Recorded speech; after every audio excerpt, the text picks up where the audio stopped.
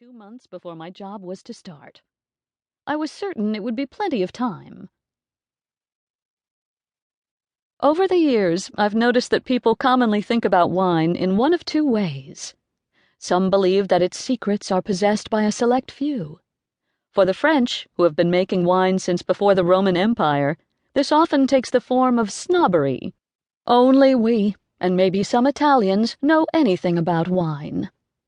All experts are tempted to believe that their knowledge is special and not easy to attain. Let's call this the "a few people know everything" camp. The other extreme is a response to this elitism, a conviction that experts are a fraud, that the industry is a charade. You may have heard about taste tests that show no real difference between a $100 bottle of wine and a $10 bottle of wine. Reports like this are meant to assure people that they shouldn't feel ashamed if they don't know much about wine.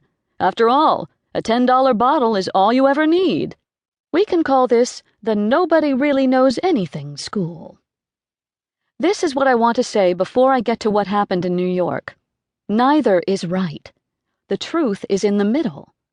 There is indeed a lot to learn, but anyone can do it.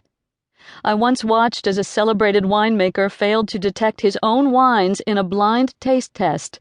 His own wines! But did that mean he was a fraud? Hardly. He had been making quality wines for 2 decades.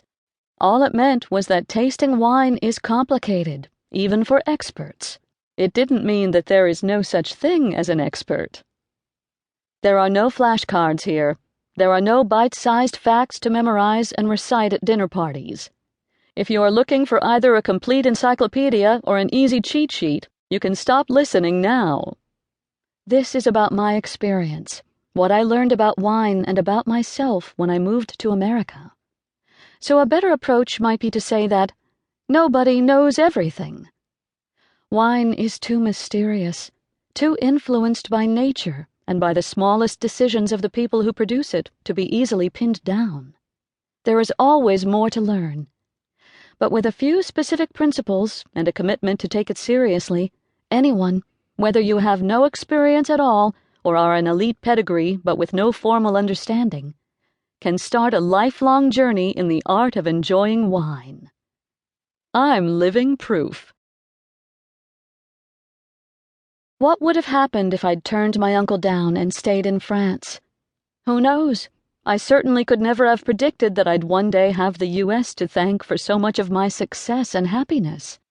Americans seeking the French secret to the good life have launched 1,000 bestsellers. But a Frenchwoman improving herself by way of America? Blasphemous! I might still have ended up working with wine, but without the influence of a culture that prizes ingenuity and experimentation, I'd be a very different person. I'd originally imagined living in England, not the U.S. London was both closer to home and culturally more familiar. I had yet to complete my undergraduate degree, but my time in Spain had only increased my wanderlust. New York was so far, and in the days after telling my uncle yes, I had second thoughts. Jules, patient, encouraging Jules, my boyfriend of 4 years, who had already waited for me over one of them without complaint, wouldn't hear of it. "You have to go," he said. "It's the chance of a lifetime. You'll be back soon." He would turn out to be right about one of those things. I'd never been so excited and scared at the same time. It was confusing. I'd only just returned from Spain, and there was so much to do before I left again.